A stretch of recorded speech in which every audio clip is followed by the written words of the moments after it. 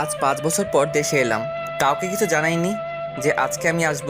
আসলে গত সপ্তাহে আমার গ্র্যাজুয়েশন কমপ্লিট হয়েছে আর ভিসা কাল হাতে পেয়েছি, তাই সবাইকে সারপ্রাইজ দিব বলে আর জানিয়ে আসিনি।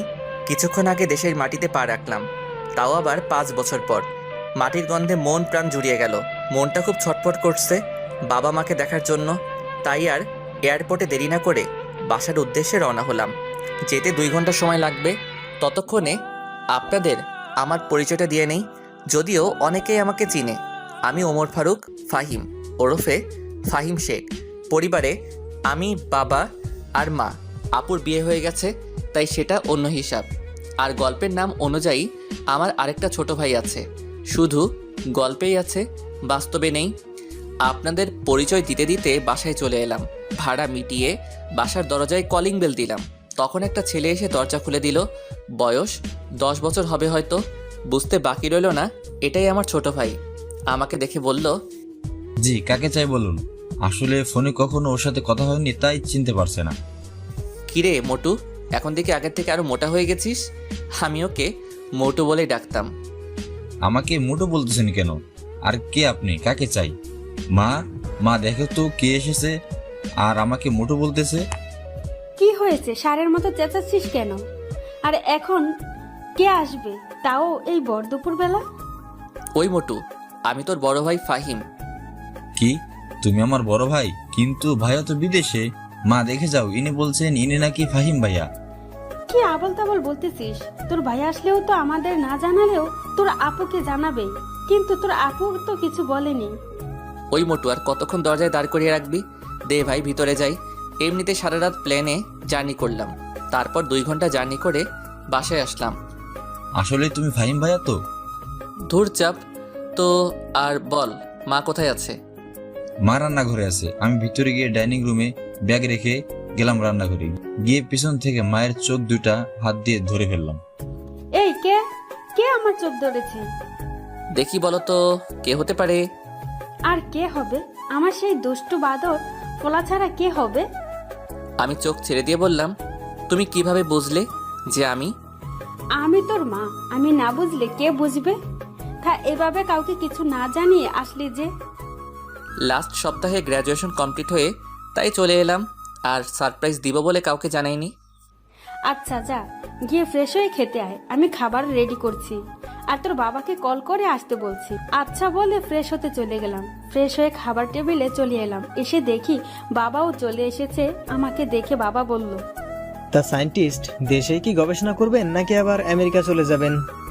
এটা কি হচ্ছে? আসতে না আসতেই যাবার কথা বলতেছো? আরে এমনিতেই বলতেছিলাম। আমেরিকার একটা গবেষণাগার থেকে অ্যাপয়েন্টমেন্ট এসেছে, ভাবতেছি কি করা যায়। তা বাবা, এখন তোমার শরীরটা কেমন আছে?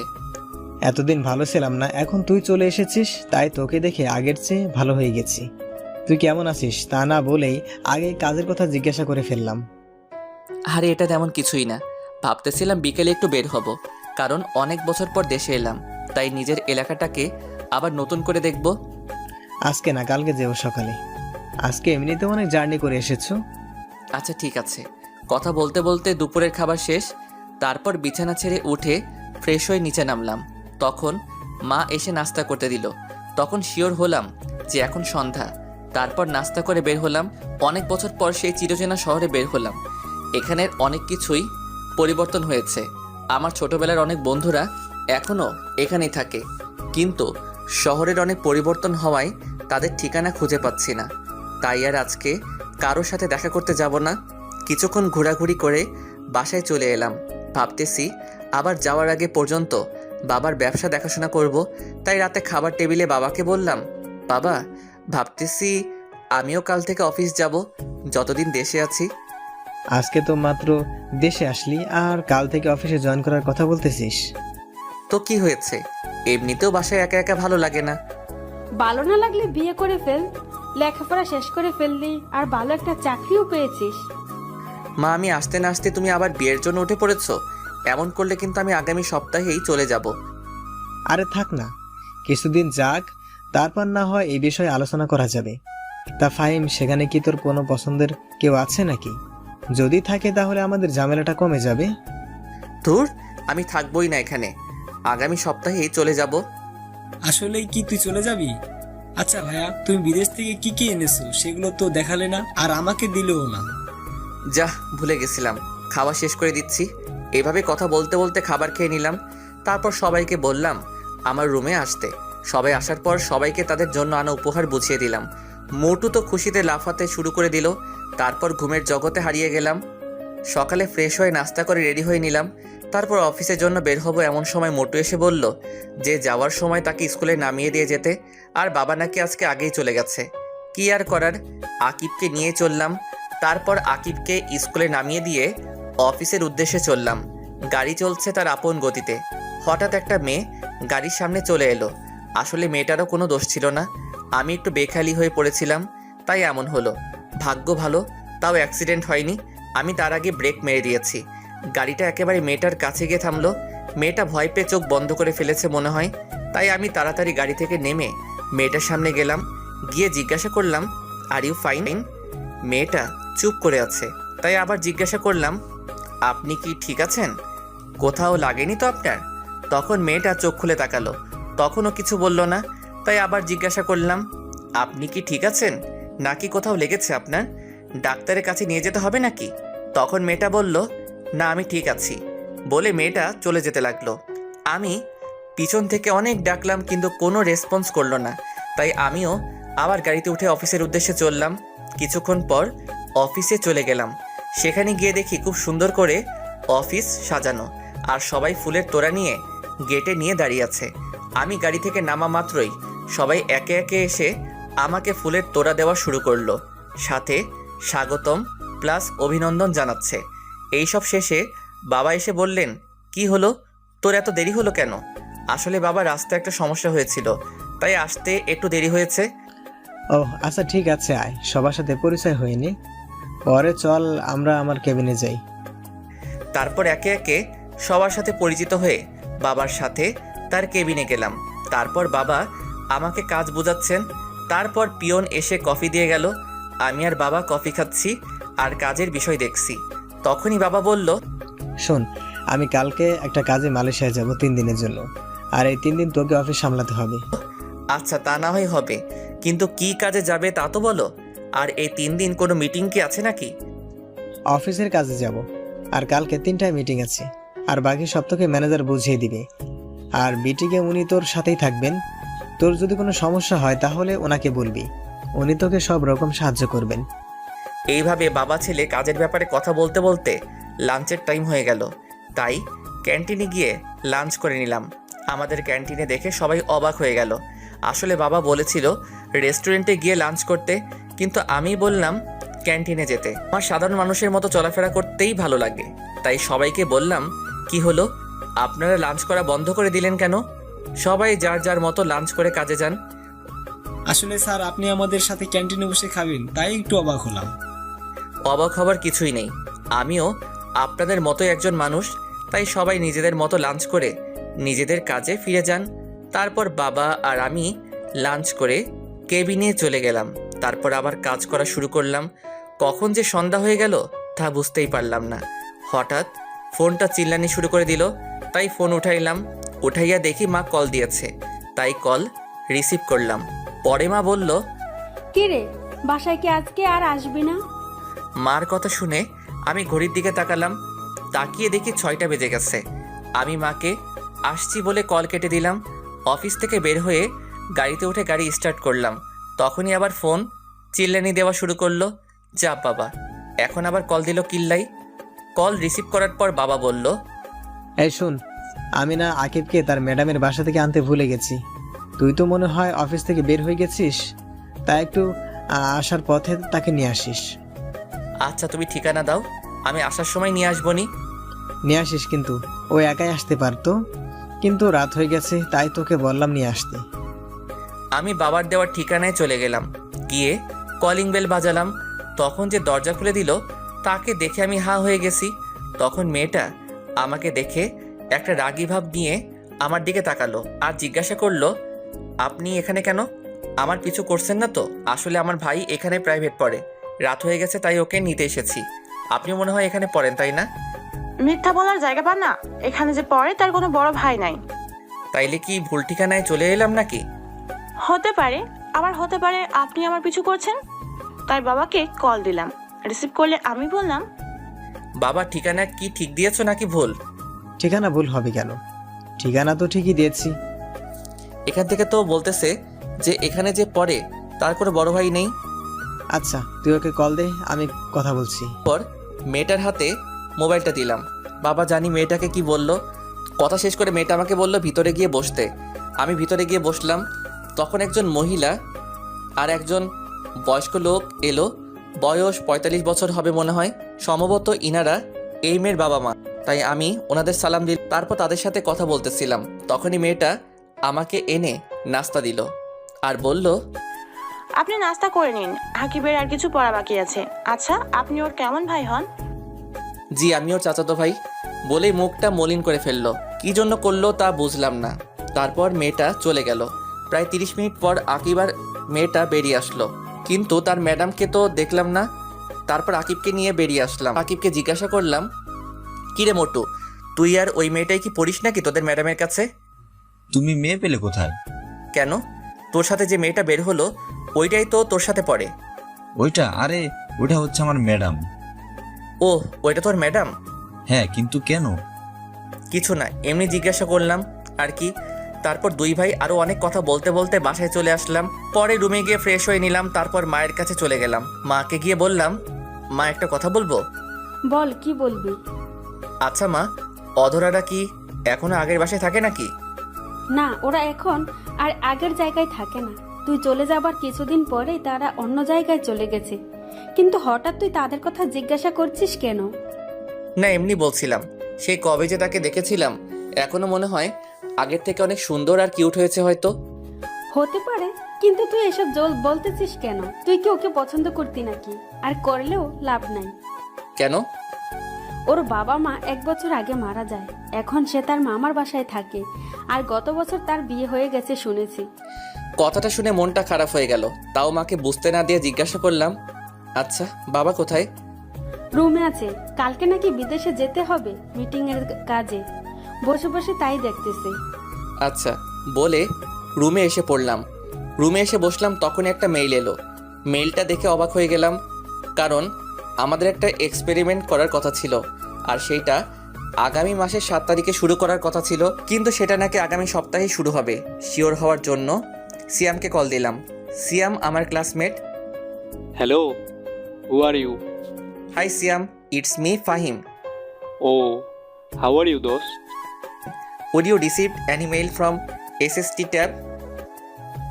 Yup, just I received a mail from lab. Our experiment will be start on 20 December. So when you are come back USA? I will be back next Friday. Okay? See you soon, USA. Okay, bye. See you soon.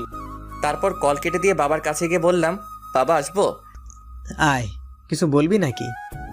আসলে USA থেকে mail এসেছে, তাই আমাকে শুক্রবার আবার ফিরে যেতে হবে। তার মানে তুই শুক্রবারই চলে যাবি? হ্যাঁ, শুক্রবারই যেতে হবে। যতদিন না তা না হয় বুঝলাম, কিন্তু গেলে আসবি কবে? যতদিন না কাজ শেষ হয় ততদিন আসতে পারবো না।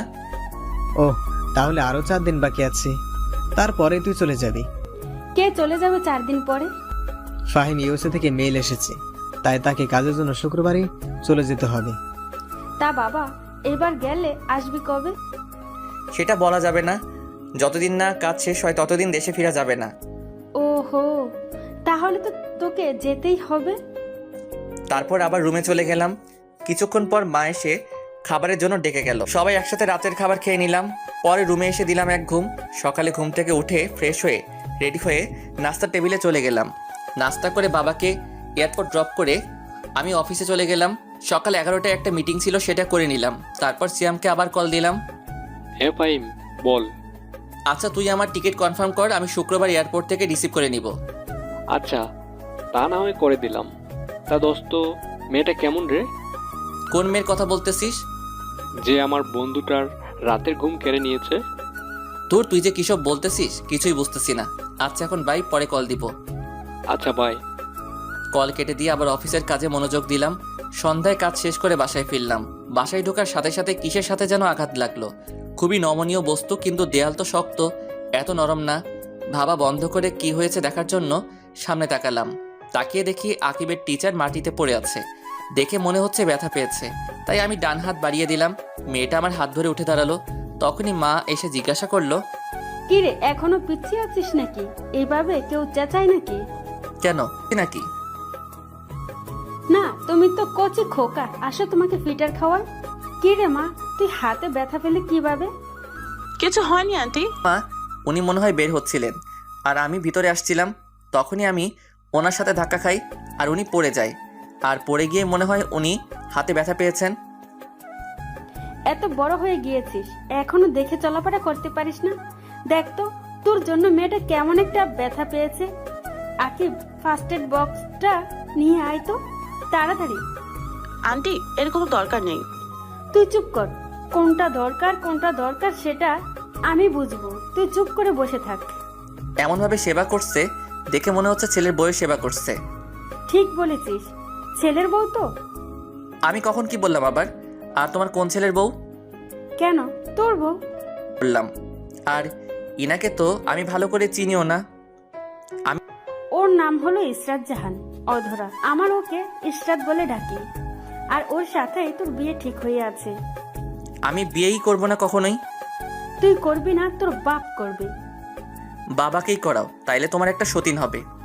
দাঁড়া হতচ্ছাড়া, দেখছি বিয়ে কিভাবে না করিস। আন্টি, আমি গেলাম। আরে কই যাস? নাস্তা করে যা, আমি এখনই এনে দিচ্ছি। আর রাতের খাবার না খেয়ে তোকে যেতে দিব ভাবলে কিভাবে? আন্টি, আজকে না, অন্য একদিন। এখন থেকে তো আকিবকে এখানে এসেই পড়াবো। সেটা পরে দেখা যাবে, এখন বস, রাতের খাবার খেয়ে যাবে। আর আমি এখন নাস্তা এনে দিতেছি, বস। তুই এখনো দাঁড়িয়ে আছিস কেন? যা গিয়ে ফ্রেশ হয়ে নে। যাচ্ছি। এমন করলে তো এখানে টিকাই যাবে। আমি কালকে চলে যাব, তখন দেখবো করে আমার সাথে এমন করো। যেদিনই যাস, যাওয়ার আগেই তোকে বিয়ে করাবো। সেটা দেখা যাবে না। আমি বিয়ে করব না মনের মতো কাউকে যতক্ষণ না পাই। আমিও দেখে নিব কি করে তুই বিয়ে না করিস। ইসরাত বিয়ের কথা শুনে মনে হয় লজ্জা পেয়েছে, মুখ পুরো লাল হয়ে গেছে। আমি গিয়ে ফ্রেশ হয়ে নিলাম। পরে আকিবের কাছে গেলাম, গিয়ে বললাম, কিরে মোটু, কি করিস? কি আর করবো, ম্যাডাম যা পড়া দিয়েছে সেগুলো পড়তেছি। ম্যাডাম কি চলে গেছে নাকি? কেন, ম্যাডাম চলে গেছে কিনা জানতে চাইছিস? একটু টিভি দেখতাম আর কি। একটা নতুন কার্টুন হচ্ছে, সেটা দেখতে হবে, তাই জিজ্ঞাসা করলাম। না আম্মু, তোর ম্যাডামকে নাকি তোর বউ করবে তাই বসিয়ে রেখেছে। আমার বউ না, তোমার বউ বানাবে। আর এটা হচ্ছে অধরা আপু, যাকে তুমি ভালোবাসো। আমি ভালোবাসি কি যা তা বলছিস এসব? কে কিসব বলতেছে? কই কিছু না তো। বলছিলাম কি, বিয়েটা যখন করতেই হবে তাহলে কালকেই করে নেই। চাইতেছিলাম বউকে একেবারে সাথে করে নিয়ে যাব। কিছুক্ষণ আগেই না বললি বিয়ে করবি না, এখন বলছিস বিয়ে করবি, বউকে সাথে নিয়ে যাবি? কিছুই তো বুঝতে পারছি না। আসলে মা, ভাইয়া পুরোটা বলার আগেই আমার মুখ চেপে ধরলাম। বড়দের মাঝখানে কথা বলতে নেই, মোটো সেটা কি জানিস না? তুই ওকে আটকালি কেন? আকিব কি বলছিলি বলতো? আমি ওকে চোখের ইশারায় না বলতে বলে মুখ ছেড়ে দিলাম। কিছু না মা, আসলে ভাইয়া চাইছিল চলে যাবে, আর তুমিও তো বললে ভাইয়াকে যেভাবে হোক বিয়ে করাবে, তাই। সত্যি তো? মিথ্যা কেন বলবো তোমার সাথে?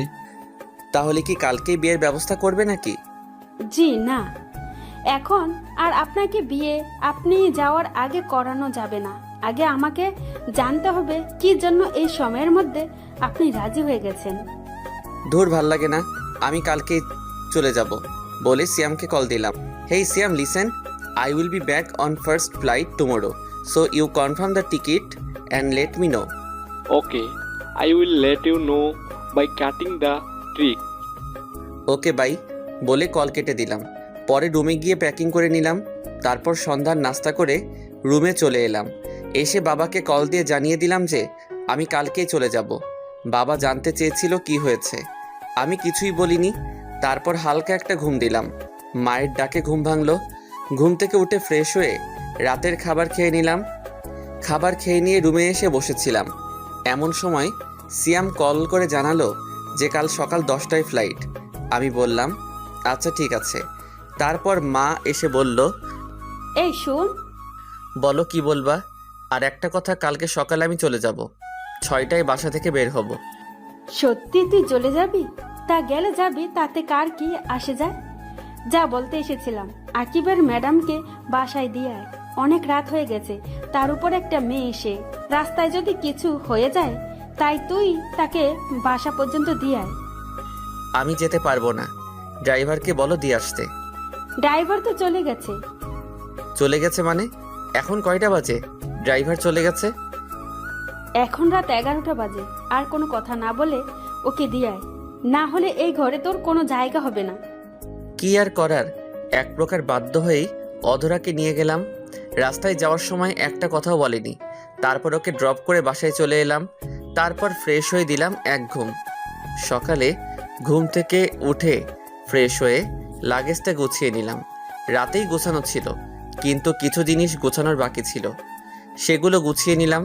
তারপর রেডি হয়ে ড্রাইভারকে কল দিলাম গাড়ি বের করার জন্য। তারপর বেরিয়ে পড়লাম। 9টার সময় ফ্লাইট।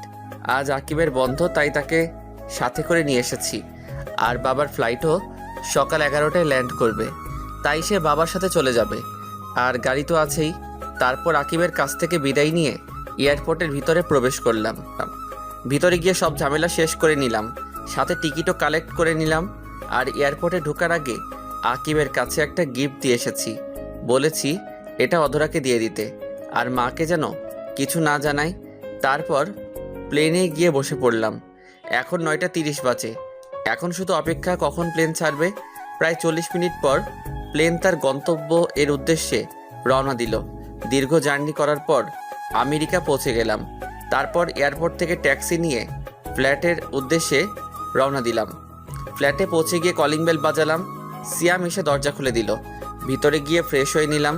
তারপর বাসায় কল দিয়ে জানিয়ে দিলাম যে আমি এখানে পৌঁছে গেছি। জানিয়ে একটা ঘুম দিলাম, কারণ এখানে এখন সকাল আর বাংলাদেশে রাত, তাই কিছুদিন সমস্যা হবে। আমি ঘুমিয়ে যাওয়ার পর সিয়াম শপিং মলে চলে গেল। শপিং থেকে খাবারের সব জিনিস নিয়ে এলো। আসলে এখানে সিয়াম তার বউয়ের সাথেই থাকে। গত সপ্তাহে ওদের বিয়ে হয়েছে। আমি যাওয়ার আগেই ওদের বিয়েটা করিয়ে দিয়ে যাই, কিন্তু তাদের বিয়েটা ফ্যামিলিগতভাবেই হয়। সিয়ামের বউয়ের নাম হচ্ছে অরিন। তারা এখানেই থাকে, কিন্তু তারা বাংলাদেশি। কি করে এটা হলো ভাবছেন তো?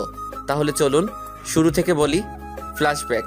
5 বছর আগে আমার সায়েন্টিস্ট হওয়ার স্বপ্ন পূরণ করার জন্য একটা স্কলারশিপের আবেদন করি, আর কিছু মাস পরে সেটা পেয়েও যাই। আর সেটা আমেরিকার ছিল, তাই এই সুযোগ হাতছাড়া করতে চাইনি। তারপরে আমি আমেরিকা চলে আসি আপনজনদের ছেড়ে। এখানে এসে তেমন কাউকে চিনতাম না, ভার্সিটির হলেও জায়গা ছিল না। তখনই আমার সিয়ামের সাথে দেখা হয়। তারপর সিয়ামের সাথে আমার প্রবলেমটা শেয়ার করার পর সে বলে তার সাথে থাকতে। তার সাথে তার আরেক বন্ধু থাকে, তার নাম মেঘ। তারপর থেকে আমরা একসাথে থাকি। আর সিয়ামের বউ হচ্ছে আমাদের বাড়িওয়ালার মেয়ে। আর ভার্সিটি থেকেই এদের রিলেশন। আর আমাদের বাড়িওয়ালা আমাকে খুব পছন্দ করত, তাই আমার সাথে অরিনের বিয়ে দিতে চেয়েছিল, কিন্তু আমি মানা করে দেই। কারণ ভালো একজনকেই বাসা যায়, অনেকজনকে নয়। অনেকজনকে ভালোবাসাটা ভালোবাসা নয়, সেটা হচ্ছে চোখের মোহ বা টাইম পাস। আর আমি অধরাকে ভালোবাসতাম, তাই বাড়িওয়ালাকে মানা করে দিয়েছিলাম। অনেক কষ্টে বাড়িওয়ালাকে রাজি করিয়েছিলাম অরিন আর সিয়ামের বিয়ে দিতে। তাদের বিয়ের পর আমিও চলে যাই দেশে। তারপর সেদিন মা যখন বলল যে অধরার বিয়ে হয়ে গেছে, তখন খুব কষ্ট হয়েছিল, কিন্তু আকিবের কাছ থেকে জেনে পরে আবার খুশিতে নাচতে মন চাচ্ছিল। আর বাকিটা তো আপনারা জানেনই। সিয়াম মার্কেট থেকে আসার পর অরিন গিয়ে রান্না করলো, আমিও গিয়ে গোসল করে নিলাম। তারপর সবাই একসাথে লাঞ্চ করে নিলাম। বিকেলে সবাই মিলে অনেকক্ষণ আড্ডা দিলাম। পরে সন্ধ্যায় আমি, সিয়াম আর মেঘ ঘুরতে বের হলাম। রাতের আমেরিকা দেখতে খুবই চমৎকার। এর উপরে রাগ দেখিয়ে তো চলে এলাম। এখন আর ভালো লাগছে না। বাইরে ঘোরাঘুরি করে রাত 10টায় বাসায় এলাম। এসে ফ্রেশ হয়ে নিলাম। তারপর রাতের খাবার খেলাম। আঙ্কেল আন্টির সাথে কিছুক্ষণ আড্ডা দিয়ে ঘুমাতে চলে গেলাম। ঘুমানোর আগে কল দিয়ে বাবা মায়ের সাথে কথা বললাম। পরে আকিবকে জিজ্ঞাসা করলাম, কিরে মোটু, কেমন আছিস? জি আমি ভালো আছি ভাইয়া, তুমি কেমন আছো? আলহামদুলিল্লাহ, আমিও ভালো আছি। তা আজকে কি তোর ম্যাডামের কাছে পড়তে গিয়েছিলি নাকি? হ্যাঁ ভাইয়া গিয়েছিলাম, আর সেটাও দিয়ে এসেছি, কিন্তু সেটাতে কি এমন আছে যা আমাকে দেখতে দিলে না? কালকে পড়তে গেলেই দেখতে পাবি। আচ্ছা এখন রাখি, ঘুমাবো। সকালে উঠে কল দিবনি। এখন ঘুমাবে কেন? এখন তো সকাল। ওরে গাধা, এটা আমেরিকা।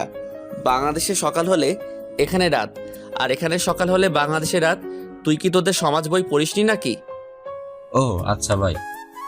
তারপর ফোন রেখে দিলাম এক ঘুম। হঠাৎ ফোনের চিল্লানির আওয়াজে ঘুমটা ভেঙে গেল। দূর শালা, এখন আবার কে ফোন দিল? মাত্র ঘুমাইলাম। বিরক্তি বোধ নিয়ে ফোনের দিকে তাকিয়ে দেখি বাংলাদেশের নাম্বার, কিন্তু এটা তো বাবা মা বা আপুর নাম্বার না। এইসব ভাবিতে ভাবিতে কলটা কাটিয়া গেল। আবার কল আসায় ভাবনার জগৎ থেকে বেরিয়ে এসে কল রিসিভ করলাম। কল রিসিভ করে আমি, আসসালামু আলাইকুম, কে বলছেন? ওয়ালাইকুম আসসালাম। লেখক সাহেব কেমন আছেন? জি আলহামদুলিল্লাহ ভালো, কিন্তু আপনি কে? কি করতেছেন এখন? আগে বলুন তো আপনি কে, কারণ বাংলাদেশে আমার নাম্বার আমার বাবা মা ছাড়া আর কেউ জানে না। কিন্তু আপনি পেলেন কোথায়? আস্তে আস্তে সব জানতে পারবেন। আমি এখনই টুট টুট টুট। আমি কত শেষ করার আগেই কলটা কেটে দিল। আমিও আবার দিলাম আরেক ঘুম। আবার ঘুমটা ভেঙে গেল সিয়ামের ডাকাডাকির কারণে। তাই ঘুম থেকে উঠে ওকে দিলাম কিছুক্ষণ উত্তম মধ্যম দোলাই, কিন্তু মেঘকে দেখতে পেলাম না। সিয়ামকে জিজ্ঞাসা করে জানতে পারি ও নাকি ভার্সিটি গেছে, কিন্তু ও তো আমাদের সাথেই ডিগ্রি নিয়েছে। আরে তুই বুঝতে পারিসনি ও কেন গিয়েছে? কেন? দূর বেটা, এই 2 দিনেই ভুলে গেলি? মেঘ লুচ্চামি করতে ভার্সিটিতে গিয়েছে। শালায় এখনো ভালো হয়নি, এখনো সেই লুচ্চামি করে। এই লুচ্চামি করতে গিয়ে যে মেয়ে কত মেয়ের হাতে মাইর খাইছে তা হিসাবের বাহিরে। এরই মধ্যে আগমন অরিনের। এসে আমাকে জিজ্ঞাসা করলো, ভাইয়া কার কথা বলছেন? কে মেয়েদের হাতে মার খেয়েছে? কে আবার? তোমার গুণধর স্বামী। ভাইয়া সত্যি বলছেন তো নাকি? অরিন, তুই আমার ছোট বোনের মতো। আমি তোকে মিথ্যা বলবো এটা তুই ভাবতে পারলি কি করে? বুঝতে পারছি তোরা কেউ আমাকে দেখতে পারিস না, তাই আমি ঠিক করেছি আমি এখান থেকে চলে যাব। আমার বলা শেষ করে তাকিয়ে দেখি অরিন সিয়ামকে মারা শুরু করে দেয়, আর সাথে কান্না করতে করতে বলছে, আমি তোকে এত ভালোবাসি আর তুই অন্য মেয়েদের পিছনে ঘুরিস কেন? এখন কি আমাকে আর ভালো লাগে না? আরে ফাহিম, এগুলো মজা করে বলেছে, আমি এমন কিছুই করি নাই। তাদের এই রোমান্টিক ঘটনা দেখে বললাম, এই তোরা এভাবেই থাক। বলেই আমি কিছু ছবি তুলে নিলাম। এইসবের মানে কি ভাইয়া? আসলে আরেকবার পরীক্ষা করে দেখে নিলাম যে তোমাদের দুইজনের ভালোবাসা একই রকম আছে কিনা। তাই বলে তুই এটা করবি? তারা দেখাচ্ছে মজা। বলেই সিয়াম উঠল আমাকে তাড়া করার জন্য, কিন্তু আমাকে আর কে পায়? এক দৌড় দিয়ে বেরিয়ে আসলাম। তারপর বেরিয়ে পড়লাম এক বিপদে। দৌড়েতে চলে এলাম কিন্তু গাড়ির চাবি তো আনিনি, তাই আবার ফিরে গিয়ে চাবি নিয়ে এলাম। তারপর গাড়িতে উঠে গাড়ি স্টার্ট দিলাম। পরে কিছুক্ষণ ঘোরার উদ্দেশ্যে বাসা থেকে বের হলাম। কিছু দূর যাওয়ার পর দেখি রাকিবা দাঁড়িয়ে আছে, তাই তাকে দেখে গাড়ি দাঁড় করালাম। রাকিবা হচ্ছে আমার ফ্রেন্ডের বোন। ফ্রেন্ডের সাথে পরে পরিচয় করিয়ে দিবনি। তারপর গাড়ি থেকে রাকিবার কাছে গিয়ে জিজ্ঞাসা করলাম, হেই রাকিবা, কেমন আছো? আরে তুমি এখানে? আমি ভালো আছি। তা ফিরলে কবে? এই তো গতকাল রাতে। তা এখানে কি করো? এই তো একটু বের হচ্ছিলাম, এখন বাসা যাব। তা এত তাড়াতাড়ি ফিরে আসলে যে? এখানে একটা কাজ পড়েছে তাই চলে এসেছি। তা এখানেই থাকার চিন্তা করেছো নাকি? না, এখানে থাকার কোনো প্ল্যান নাই। 6 মাসের একটা কাজ আছে, সেটা শেষ হলেই চলে যাব। তা বিয়ে করবে না নাকি সারা জীবন সিঙ্গেল থাকবা? করবো বলতে বিয়ে তো করেই ফেলেছি আরো 5 বছর আগে। মানে? আপনারা বুঝতে পারেন নাই, সেটা আমি না বলে বুঝবেন কি করে? তাহলে চলুন বলি। আসলে এখানে আসার আগেই আমার আর অধরার বিয়ে দিয়ে দিয়েছিল আমাদের পরিবার, কিন্তু সেটা আমি আর অধরা জানতাম না। যেদিন বাসায় যাই সেদিনই জানতে পারি বাবার থেকে যে আমার আর অধরার আগে বিয়ে হয়ে গেছে। শুধু আমার সেটেল হওয়ার জন্য আগে আমাদের জানাই নাই। এখন আমার পড়ালেখা শেষ প্লাস জবও করি, তাই বলেই দিয়েছে। আর মা চেয়েছিল আমি এখানে ব্যাক করার আগে অনুষ্ঠান করে অধরাকে বাড়িতে আনি। মা মনে করেছিল যে আমি বিয়ের বিষয়ে জানি না, তাই মা বলেছিল যে আকিবের টিচারকে বিয়ে করতে হবে। আশা করি সবাই বুঝতে পারছেন, সাথে রাকিবাও বুঝে গেছে। ও, তাহলে তো একটা ট্রিট পেতেই পারি। তা তো দিবই, কিন্তু আজকে না কালকে। আর চলো এখন তোমাকে তোমার বাসায় নামিয়ে দিয়ে আসি। তারপর রাকিবাকে তার বাসায় নামিয়ে দিয়ে এলাম। পরে সারাদিন ঘোরাঘুরি করে রাতে রেস্টুরেন্টে খেয়ে বাসায় আসলাম। তারপর দিলাম এক ঘুম। সকালে ফোনের আওয়াজে ঘুমটা ভেঙে গেল। ফোনের স্ক্রিনে তাকিয়ে দেখি মা কল দিয়েছে, তাই কলটা রিসিভ করলাম। কি রে, সেখানে গিয়ে কি ভুলে গেলি নাকি? তোমাদের ভুলবো কি করে বলো তো? না, মনে হলো তো তাই বললাম। আর তা কেমন আছিস? আলহামদুলিল্লাহ ভালো আছি, তুমি কেমন আছো? আমিও ভালো আছি। বাবা আর আকিব কেমন আছে? তারাও ভালো আছে, কিন্তু তুই যে এভাবে চলে যাবি বুঝতে পারিনি। এখানে এলি কিন্তু 1 সপ্তাহ থাকলি না। মা, বোঝার চেষ্টা করো আমি একজন বিজ্ঞানী, আর আমার যে কোনো সময় যে কোনো জিনিস আবিষ্কার করার জন্য ডাক আসতে পারে। যখন ডাক আসবে আমাকে তখনই চলে যেতে হবে। তা বুঝলাম, কিন্তু খাওয়া দাওয়া ঠিক মতো করবি কিন্তু। আচ্ছা মা, ঠিক আছে, এখন রাখি, বাই। আচ্ছা ঠিক আছে, বাই। তারপর ফ্রেশ হয়ে নিলাম, দেখি নাস্তার টেবিলে সবাই অপেক্ষা করছে আমার জন্য। তখন আমিও গিয়ে বসে পড়লাম তাদের সাথে। তখন আঙ্কেল জিজ্ঞাসা করলো, বাবা, তোমাদের এক্সপেরিমেন্ট কবে থেকে শুরু হবে? জি আঙ্কেল, এই তো শুক্রবারে শুরু হবে।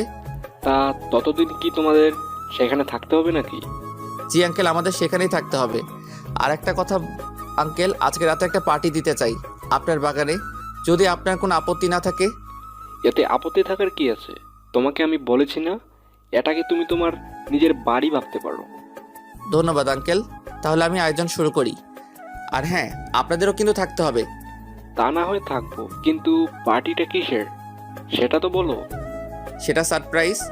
আচ্ছা বাবা, তাহলে থাক, আর দরকার পড়লে বলিও, আমরাও তোমাকে সাহায্য করব। তা তো করতেই হবে, সব রান্না আন্টি আর অরিনকেই করতে হবে। কি, আমাকে রান্না করতে হবে? জি ম্যাডাম, করতে হবে। আচ্ছা ঠিক আছে, কিন্তু কয়জন আসবে? বেশি না, আমরা যতজন বন্ধু আছি তারাই, আর তাদের সাথে শুধু সাব্বিরের বোন আসবে। আর শোনো, সব কিন্তু বাঙালি খাবার রান্না করতে হবে। ও, তাহলে তো কোনো ব্যাপারই না। ঠিক আছে, বাঙালি রান্নাই করব।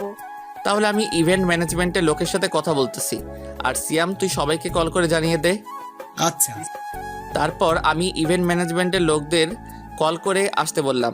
কিছুক্ষণ পর এসে তারা তাদের কাজ শুরু করে দিল, আর সন্ধ্যা পর্যন্ত তারা তাদের কাজ করলো। তারপর একে একে সবাই আসা শুরু করলো, আর আমি গিয়ে সবার সাথে কুশল বিনিময় করে নিলাম।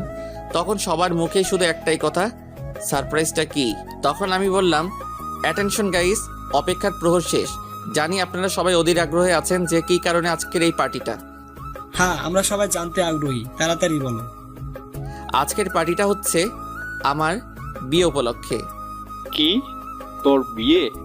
হ্যাঁ রে দোস্ত, এটা আমার বিয়ের পার্টি। আর বিয়েটা আমাদের কাজ শেষ হলেই হবে। তারপর সবাই আগ্রহী হয়ে গেল মেয়েটাকে তা জানার জন্য। আমি সবাইকে বলে দিলাম যে বিয়ের সময়ই তারা তাকে দেখতে পাবে। তখন সিয়াম বলল, দূর বেটা, এখন নাম বললে কি এমন হয়ে যাবে? বিয়ের দিন নাম জানলে কি এমন হয়ে যাবে? তারপর সবাই মিলে পার্টিতে অনেক মজা করলাম। পরে সবাইকে বিদায় জানিয়ে চলে এলাম। তারপর দিলাম এক ঘুম। সকালে ঘুম থেকে উঠে বাসায় কল দিলাম, কারণ গতকাল রাতে পার্টির জন্য কল দেওয়া হয়নি, তাই এখন দিলাম। হ্যালো মা, কেমন আছো? ভালো আছি, তুই কেমন আছিস? আলহামদুলিল্লাহ ভালো আছি। কি করো? এই তো 10টা বাজে, এখন ডিনার করব। আচ্ছা ভাই, তাহলে তোমরা ডিনার করে নাও। আচ্ছা বাই।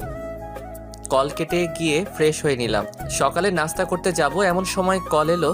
ফোনটা হাতে নিয়ে দেখি সেই অপরিচিতা মেয়ে, তাই কলটা রিসিভ করলাম না। নাস্তা করতে চলে গেলাম। নাস্তা করে এসে দেখি 20টা মিসড কল। চেক করে দেখি সবগুলোই ওই অপরিচিতা মেয়েটা দিয়েছে। দেখতে দেখতে আবার মেয়েটা কল দিল, তাই রিসিভ করলাম। তখন মেয়েটা বলল, ওই, আপনি নিজেকে কি মনে করেন? হ্যাঁ, আমি নিজেকে অনেক কিছুই মনে করি, কিন্তু আপনি কান্না করছেন কেন? জানেন আমি কতটা চিন্তা করছিলাম, আপনি কল ধরছিলেন না বলে। আপনি কেন আমার জন্য চিন্তা করবেন? টুট টুট টুট। কলটা কেটে দিল কোনো উত্তর না দিয়ে। চিন্তায় পড়ে গেলাম, কে এই মেয়েটা, আর কল করে কী সব বকলো। তখনই সিয়াম এসে বলল, ফাইম, চল ঘুরতে যাই। বিয়ের পরেও এখনো পর্যন্ত আমরা একদিনও ঘুরতে যাইনি। আজকে ভালো লাগছে না, আমি যাব না, তোরাই গিয়ে ঘুরে আয়। আমাদের সাথে চল, ঘুরলে তোর মন ভালো হয়ে যাবে। আমি আর অরিন নিচে অপেক্ষা করছি, 5 মিনিটের মধ্যে নিচে চলে আয়। বলে সিয়াম চলে গেল। আমিও বাধ্য হয়ে রেডি হয়ে নিচে চলে গেলাম। আমি গাড়ি চালাইনি, সিয়ামই ড্রাইভ করেছে, আর তার পাশের সিটে অরিন বসেছিল। তারপর সারাদিন আমরা বিভিন্ন জায়গায় ঘুরলাম। রাতে বাইরে থেকে খেয়ে এসেছিলাম, তাই ফ্রেশ হয়ে ঘুমিয়ে গেলাম। এভাবে দিন কাটতে লাগলো। সেদিনের পর থেকে মেয়েটা আর কল দেয়নি, আমিও সেটা নিয়ে মাথা ঘামাইনি। কিন্তু একটা জিনিস ভেবে অবাক হচ্ছি, আমি কল না ধরাই সেদিন কান্না করলো কিল্লাই। সিয়ামের ডাকে ভাবনার জগৎ থেকে বের হলাম। তারপর সিয়ামের সাথে শপিং করতে গেলাম। কাল থেকে এক্সপেরিমেন্ট শুরু হবে, যতদিন লাগে এক্সপেরিমেন্ট শেষ হতে ততদিন সেখানে থাকতে হবে, আর ততদিন কারোর সাথে যোগাযোগ করা যাবে না। সারাদিন শপিং আর ঘোরাঘুরি করে রাতে বাসায় ফিরলাম। রাতের খাবার খাওয়ার আগে বাসায় কল দিয়ে সবার সাথে কথা বলে নিলাম, কারণ জানি না আবার কবে তাদের সাথে কথা বলতে পারবো। তাদের জানিয়ে দিলাম যে কাল থেকে আমার কাজ শুরু হবে। তারপর কথা শেষ করে খেয়ে দিলাম এক ঘুম। সকালে ঘুম থেকে উঠে ফ্রেশ হয়ে নিলাম। আজকে আমি খুব খুশি। আজকে আমি আমার কর্মজীবনে পা দিব। তারপর গিয়ে নাস্তা করে নিলাম। ফোনটা বন্ধ করে বাসায় রেখে নিলাম, কারণ সেখানে আমি সবাইকে বলে দিয়েছি কেউ যেন ফোন নিয়ে না যায়। আমি চাই যত তাড়াতাড়ি সম্ভব কাজটা শেষ করতে, প্লাস সবাই যেন শুধু কাজেই মনোযোগ দেয়, কারণ কাজটা খুব ইম্পর্টেন্ট। একটু ভুল হলে সব শেষ। তারপর আমি, সিয়াম আর অরিন বেরিয়ে পড়লাম এসএসটি ল্যাবের উদ্দেশ্যে। ল্যাব থেকেই গাড়ি পাঠানো হয়েছিল। গাড়িতে উঠে দেখি শান্ত প্লাস আমার বাকি বন্ধুরাও আছে। আসলে এই প্রজেক্টে শুধু আমরা বন্ধুরাই, আর সাথে কিছু আমেরিকার ফ্রেন্ড। তাদের সাথে কথা বলতে বলতে আমরা ল্যাবে পৌঁছে গেলাম। ল্যাবরেটরিটা অনেক বিশাল জায়গা নিয়ে বানানো। যখন এই প্রজেক্টের কাজের জন্য অফার পাই তখনই এই ল্যাব ঘুরে দেখার জন্য আমন্ত্রণ জানিয়েছিল, কিন্তু দেশে যাওয়ার চক্করে আর ঘুরে দেখা হয়নি। ফ্রেশ হয়ে সম্পূর্ণ ল্যাব ঘুরে দেখলাম, তারপর নিজেদের কাজ বুঝে নিলাম। তারপর সারাদিন ল্যাব ঘুরে দেখলাম। রাতে খেয়ে যে যার রুমে গিয়ে ঘুমিয়ে পড়লাম, কারণ কাজ কালকে থেকে শুরু হবে। সকালে ঘুম থেকে উঠে ফ্রেশ হয়ে নাস্তা করে কাজে লেগে পড়লাম। 12টা পর্যন্ত কাজ করলাম। পরে গিয়ে গোসল করে দুপুরের খাবার খেয়ে নিলাম সবাই একসাথে। খেয়ে আবার এক্সপেরিমেন্টের কাজে লেগে পড়লাম। রাত 8টায় কাজ শেষ করে রাতের খাবার খেয়ে দিলাম এক ঘুম। এভাবেই কেটে গেল 6 মাস। এখন যদি কেউ আমাকে দেখে তাহলে নির্ঘাত পাগল বলবে, কারণ চুল দাড়ি সবই অনেক বড় বড় আছে। আজকে আমাদের এক্সপেরিমেন্টের শেষ ট্রায়াল হবে।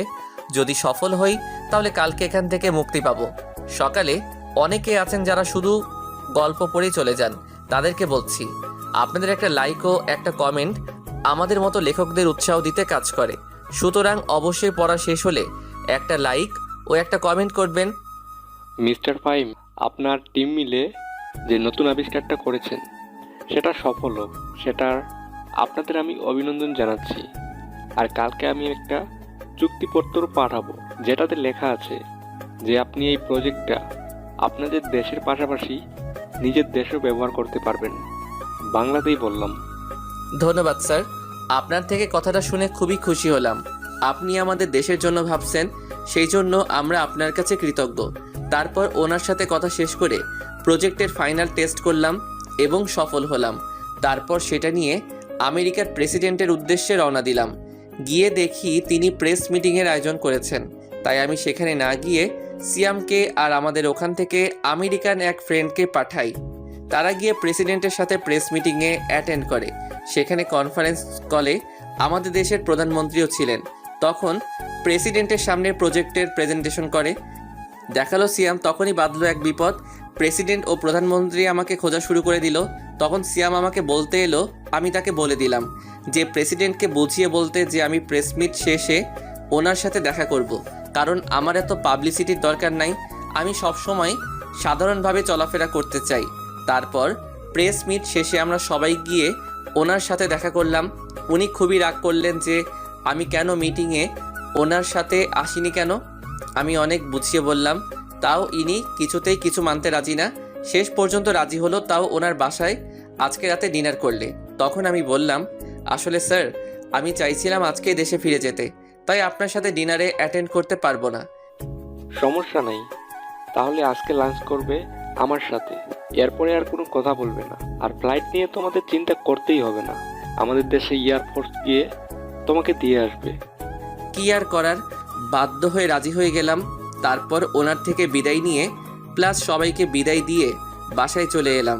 বাসায় এসে পার্লারে চলে গেলাম চুল দাড়ি ছোট করার জন্য, না হলে মানুষ দেখলে পাগল বলবে।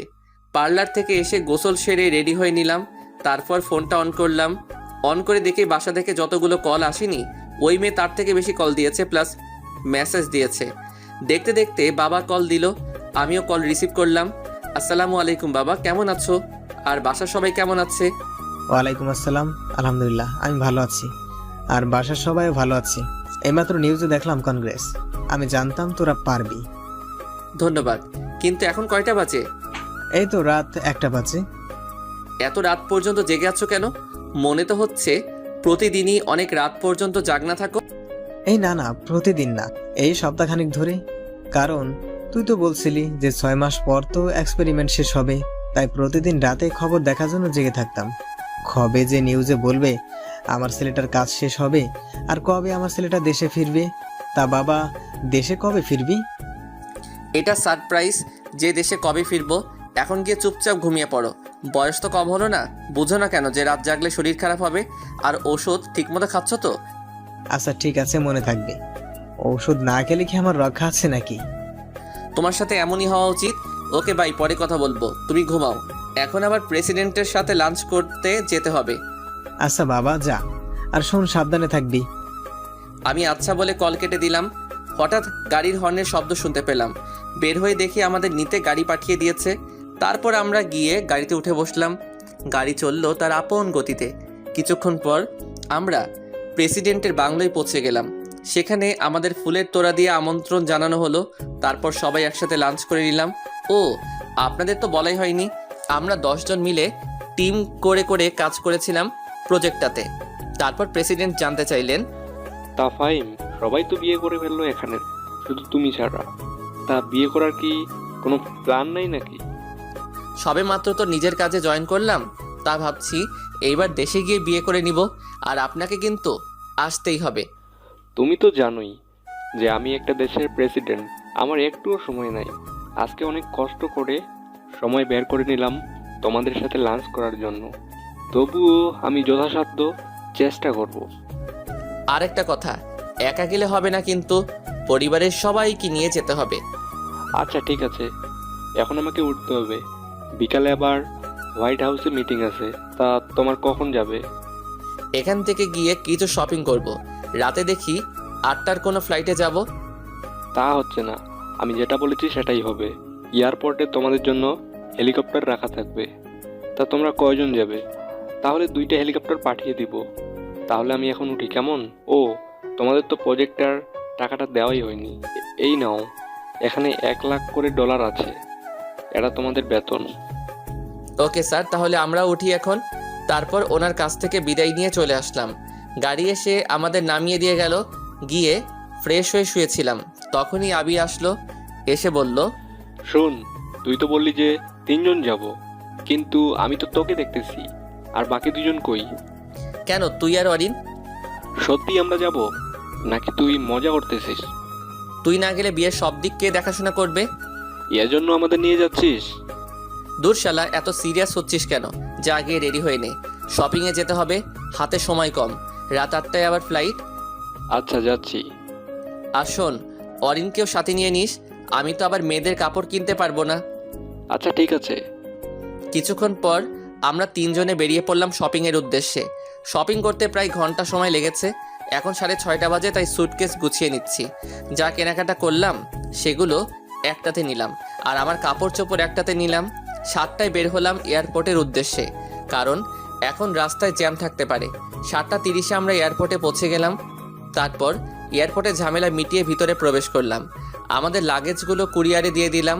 তারপর এয়ারপোর্টের ভিতর একটা গাড়ি করে আমাদেরকে হেলিকপ্টার পর্যন্ত নিয়ে যাওয়া হলো। তারপর আমাদের জন্য রাখা হেলিকপ্টারগুলোতে আমরা উঠলাম। আমি একটাতে উঠলাম, আরেকটাতে আবির আর অরিন উঠেছিল। তারপর হেলিকপ্টার উড়াল দিল আমাদের নিয়ে। দীর্ঘ 18 ঘন্টা পর আমরা বাংলাদেশের মাটিতে নামলাম। তারপর পাইলটদের বিদায় দিয়ে এয়ারপোর্টে প্রবেশ করলাম। আমাদের লাগেজগুলো আগে এসে গিয়েছিল, তারপর সেগুলো কালেক্ট করে নিলাম। এয়ারপোর্টের কাজ সারতে আরও 1 ঘন্টা লেগে গেল। দুপুর হয়ে এসেছে এখানে। এয়ারপোর্ট থেকে বের হয়ে একটা গাড়ি নিলাম। গাড়ি নিয়ে বাসার উদ্দেশ্যে রওনা দিলাম। বাসায় যেতে 3 ঘন্টা লাগলো। ঢাকা শহরে এই জ্যাম একবার শুরু হলে শেষ হওয়ার নাম নেয় না, তাই যেতে এত সময় লাগলো। গাড়ির ভাড়া মিটিয়ে নিলাম। পরে কলিং বেল বাজালাম। মা এসে দরজা খুলে দিল। দরজা খোলার পর আমাকে দেখে এসে জড়িয়ে ধরলো। আমিও জড়িয়ে ধরে কান্না করে দিলাম। এই 6 মাসে একদিনও কথা বলতে পারিনি। তারপর মাকে আবির আর অরিনের সাথে আলাপ করিয়ে দিলাম। তারপর আমরা ভিতরে গেলাম, গিয়ে ফ্রেশ হয়ে নিলাম। রুমে গিয়ে আর আবিরদের গেস্ট রুমে দিয়ে আসলাম আর বললাম ফ্রেশ হয়ে নিতে। নিচে এসে মাকে জিজ্ঞাসা করলাম, মা, আকিব কই? ওকে দেখছি না যে। ও ওর ম্যাডামের বাসায় গেছে পড়তে, এখনো আসে নাই। আর তার উপরে ওর ম্যাডামও নাকি অসুস্থ। ও আচ্ছা, তা বাবা কি ওকে নিয়ে ফিরবে নাকি আমি গিয়ে নিয়ে আসবো? যাবে বলতেছিস যখন যা, বাইকেও নিয়ে আয় আর নিজের বউকেও দেখে আয়।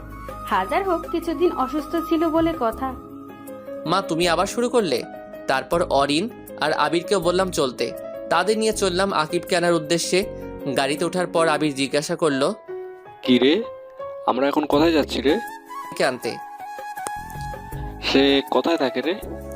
বাবা মায়ের সাথেই থাকে। এখন তাকে প্রাইভেট থেকে আনতে যাচ্ছি। আরও একটা কারণ আছে সেখানে যাওয়ার, কিন্তু সেটা সারপ্রাইজ। ওকে, সারপ্রাইজ হলে আর কি করার, এখন তাহলে অপেক্ষাই করতে হবে। তারপর গাড়ি নিয়ে বেরিয়ে পড়লাম আকিবের ম্যাডামের বাসার উদ্দেশ্যে, মানে আমার হবু বউয়ের বাসার উদ্দেশ্যে। মিনিট 10 পরে আমরা আমাদের গন্তব্যে পৌঁছে গেলাম। গাড়ি থেকে নেমে সিঁড়ি বেয়ে 3 তলায় চলে গেলাম। গিয়ে কলিং বেল বাজালাম। যিনি দরজা খুলে দিল ওনাকে দেখে পরিচিত মনে হলো না, তাই জিজ্ঞাসা করলাম। তিনি জানালেন যে অধরারা নাকি গত মাসে এখান থেকে চলে গেছে। তারপর তাদের নিয়ে একটা রেস্টুরেন্টে গিয়ে বসলাম। পরে মাকে কল করে বললাম, মা আকিবের টিচাররা কি বাসা চেঞ্জ করে ফেলেছে নাকি? এই দেখ, তোকে বলতেই ভুলে গেছি, আসলে তুই তাড়াহুড়ো করে চলে গেলি তাই বলতে পারিনি। তারা এখন তোর বাবার অফিসের সামনে যে নীল ভবনটা আছে না, ওইটার 3 তলায় থাকে, আর ওদের ফ্লোর নাম্বার হচ্ছে 8। তারপর মায়ের দেওয়া ঠিকানায় চলে গেলাম।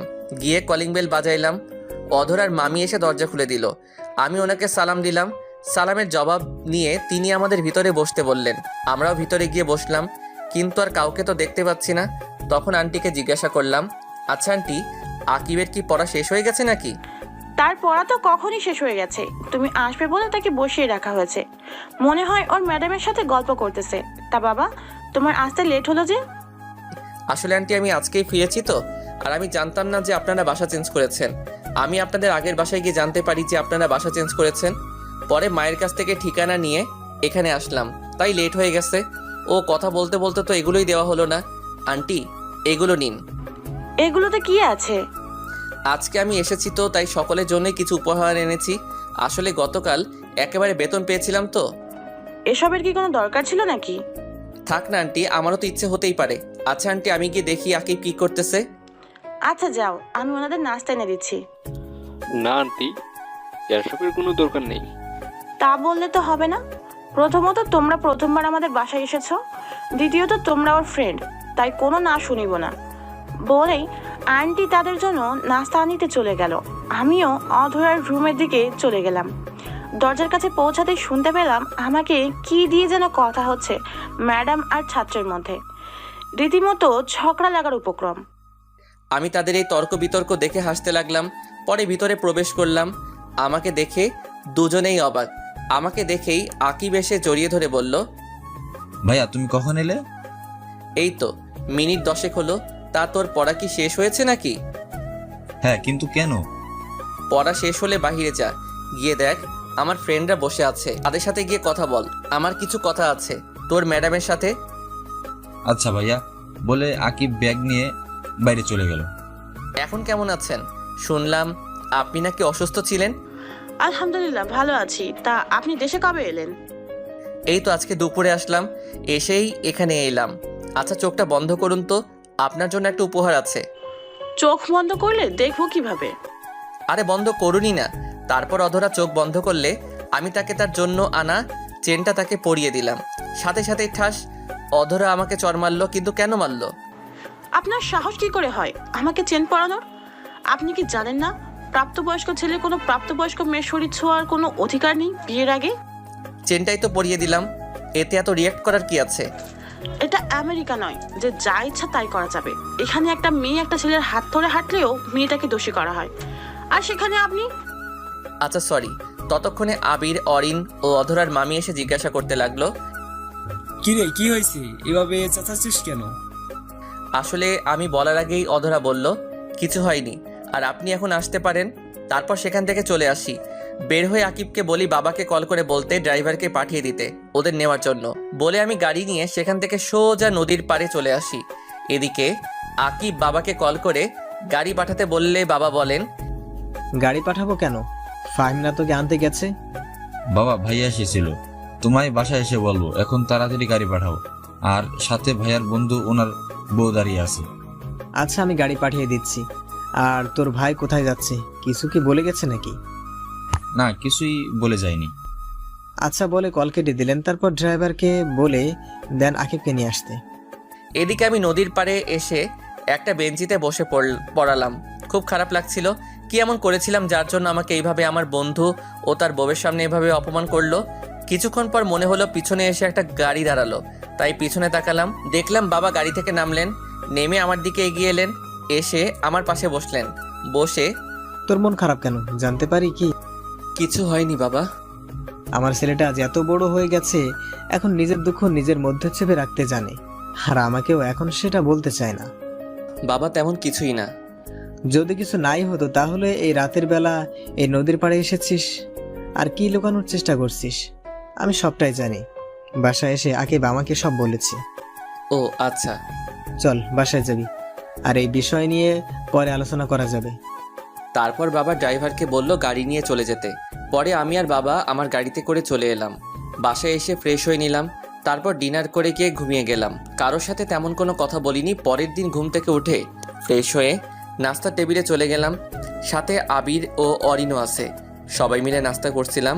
এমন সময় বাবা বললেন, আমি চাচ্ছিলাম ফাহিমের বিয়েটা গ্রামের বাড়িতে গিয়ে করানোর জন্য। এমনিতেও গ্রামে তেমন একটা যাওয়া হয় না, আর ওর চাচা চাচিরাও তো গ্রামে থাকে। এটা ঠিকই বলেছে তুমি, এটা করলেই ভালো হবে। আমি ভাবছিলাম যে আগামী সপ্তাহের শুক্রবার বিয়ের কাজটা শেষ করে ফেলতে, আর তুমি আজকে গ্রামে চলে যাবে। এত তাড়াতাড়ি করার কি প্রয়োজন? প্রয়োজন আছে বলেই তো বলছি, যা বললাম সেটাই যেন হয়। বলে বাবা খাবার খেয়ে অফিসের উদ্দেশ্যে চলে গেল। আমরাও নাস্তা করে নিলাম। তারপর আবিরদের নিয়ে বেরিয়ে পড়লাম শহর ঘুরে দেখাতে। অনেক বছর পর আবির দেশে আসলো, আর অরিনের তো জন্মই সেখানে, তাই তাদের নিয়ে ঘুরতে বের হলাম। ঢাকার প্রায় সব জায়গায় আমরা ঘুরে দেখে ফেললাম। সন্ধ্যায় বাসায় এসে ফ্রেশ হয়ে নিলাম। তারপর সবাই মিলে আড্ডা দিতে লাগলাম।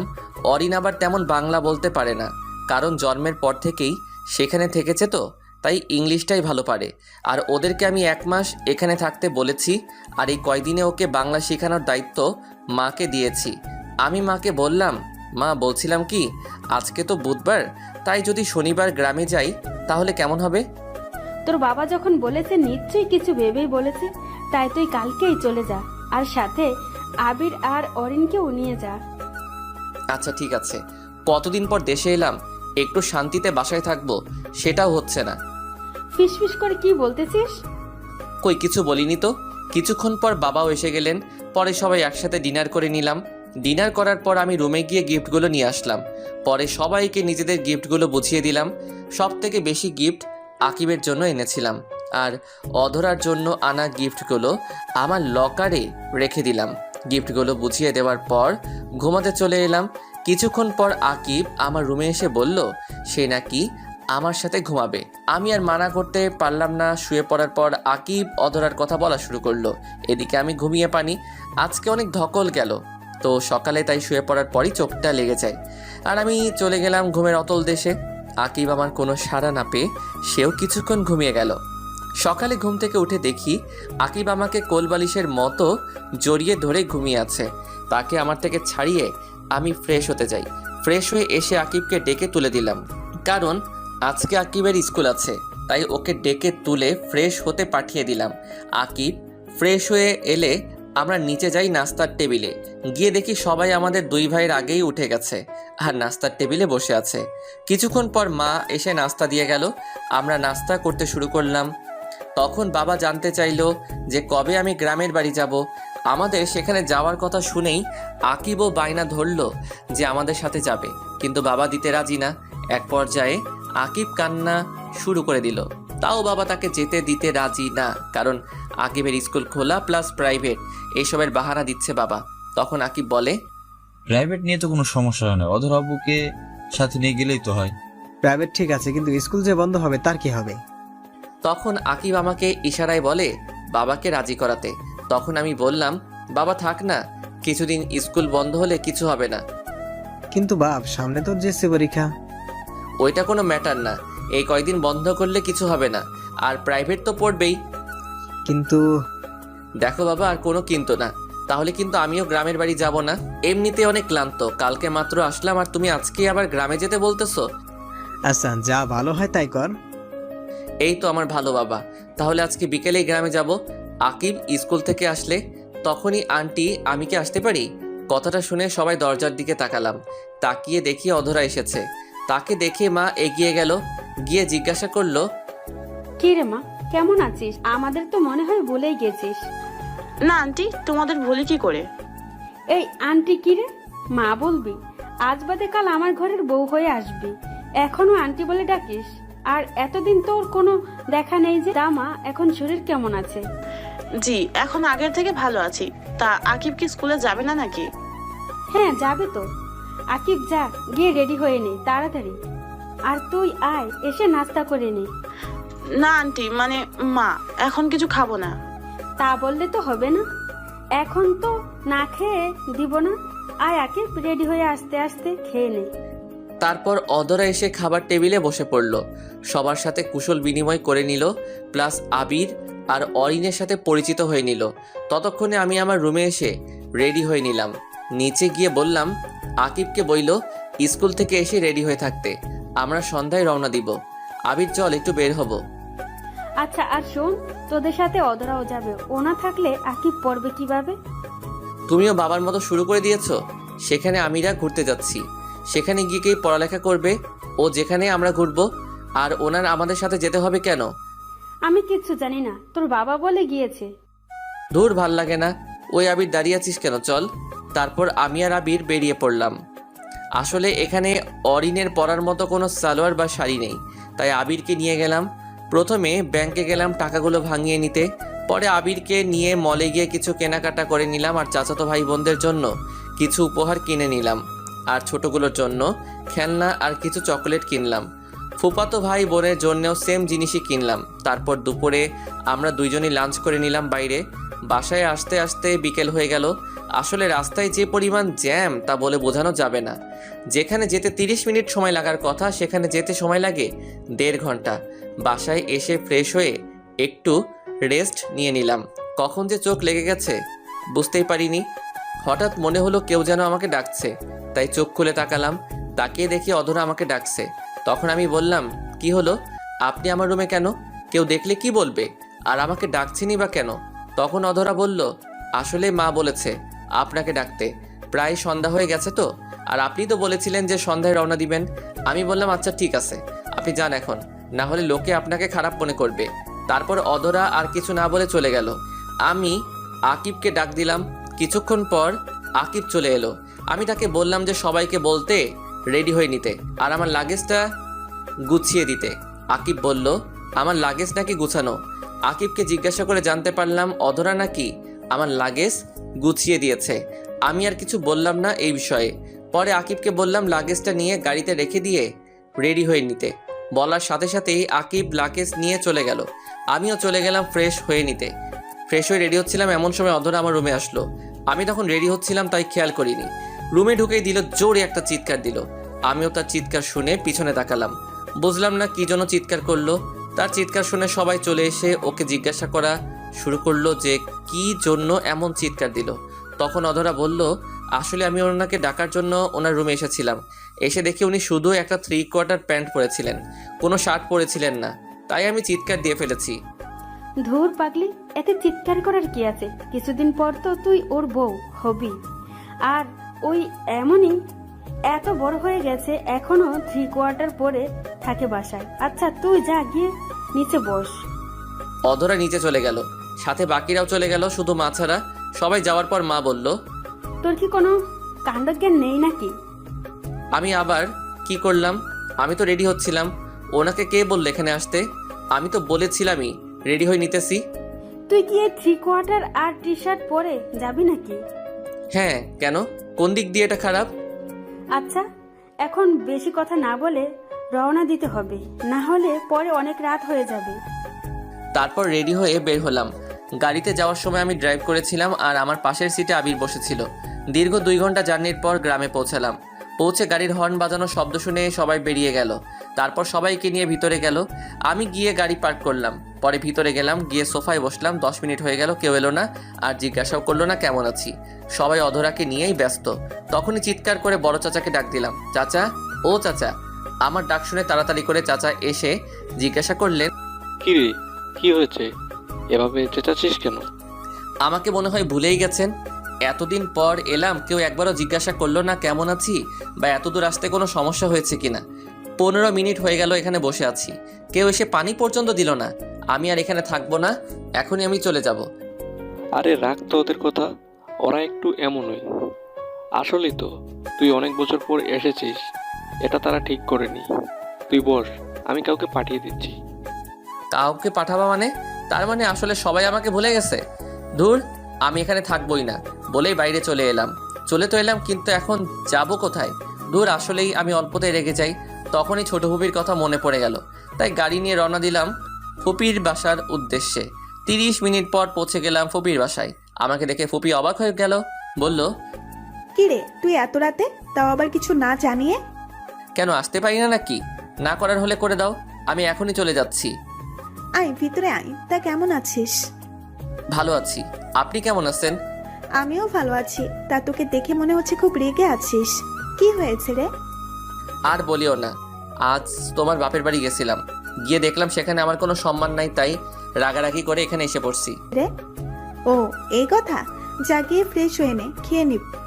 আচ্ছা, আরেকটা কথা, তুমি কিন্তু বলবে না আমি যেখানে আছি। আর ফুপা কখন আসবে? আচ্ছা বাবা, বলবো না কাউকে। তোর ফুপা এখনই এসে পড়বে, তুই যা তো ফ্রেশ হয়ে নে। আমি গিয়ে ফ্রেশ হয়ে নিলাম।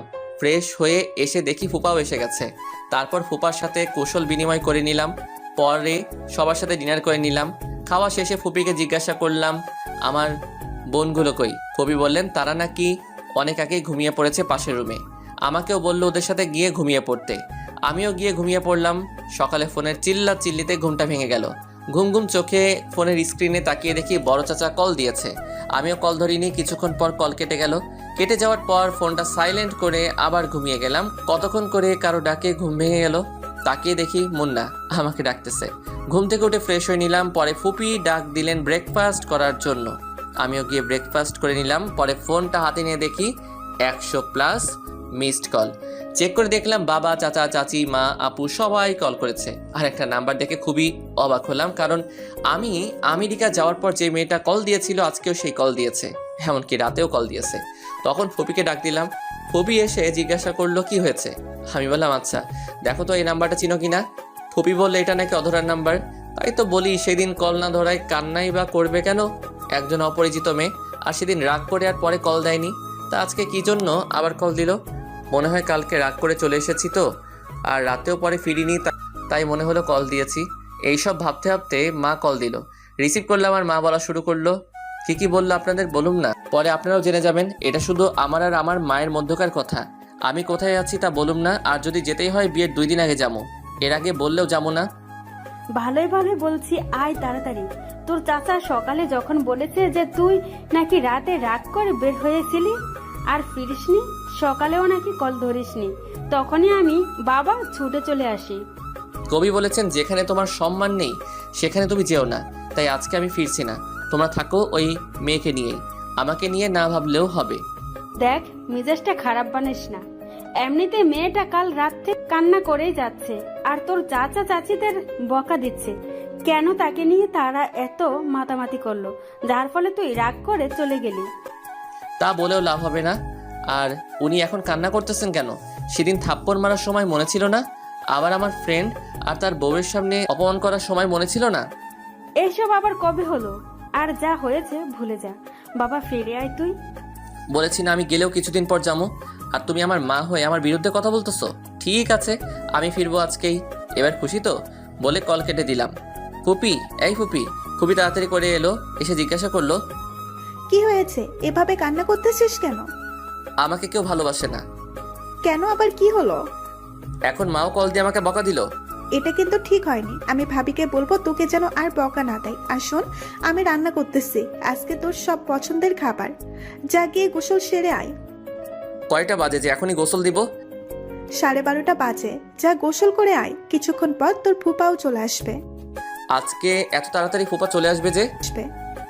আসলে সকালে ভাবি কল দিয়ে বলছে আজকেই যেতে, সবাই নাকি আজকেই আসবে। ও তাহলে এই ব্যাপার। যা তাড়াতাড়ি গিয়ে গোসল সেরে নে, তারপর সবাই একসাথে খেয়ে রওনা দিব। তারপর আমি গিয়ে গোসলটা সেরে নিলাম। পরে নামাজ আদায় করলাম। ফুপা আসার পরে সবাই একসাথে দুপুরের খাবার খেলাম। খেয়ে কিছুক্ষণ রেস্ট নিলাম। এরই মধ্যে সবাই রেডি হয়ে নিল। পরে সবাই মিলে রওনা দিলাম। 1 ঘন্টা পর বাসায় পৌঁছালাম। আসলে ভাই কি বলবো, রাস্তায় যে পরিমাণ জ্যাম, তার উপরে আবার রং সাইড দিয়ে লোকেরা গাড়ি ঢুকিয়ে দেয়, যার ফলে জ্যামের সৃষ্টি হয়। আর ট্রাফিক পুলিশও নিজেদের কাজ ঠিকমতো করতে পারে না, শুধু দেখে কিভাবে টাকা খাওয়া যায়। আর এই জ্যামের কারণে 30 মিনিটের জায়গায় 1 ঘন্টা লাগলো। বাসায় এসে দেখি সবাই মিলে ডাইনিং রুমে বসে গোল মিটিং করতেছে। ভিতরে ঢুকে তাদের কাছে গেলাম। তাদের রিয়াকশন দেখে মনে হইতেছে এখানে কেউ নেই। তখন বললাম, দূর, কেউ কি কথা বলবা না নাকি? দূর, এইভাবে কল করে ডেকে এনে এখন কেউ কিছু বলছে না। থাকো তোমরা, আমি ফিরে গেলাম। আবার এইবার আর আসমুই না, গিয়ে আমেরিকা চলে যাব।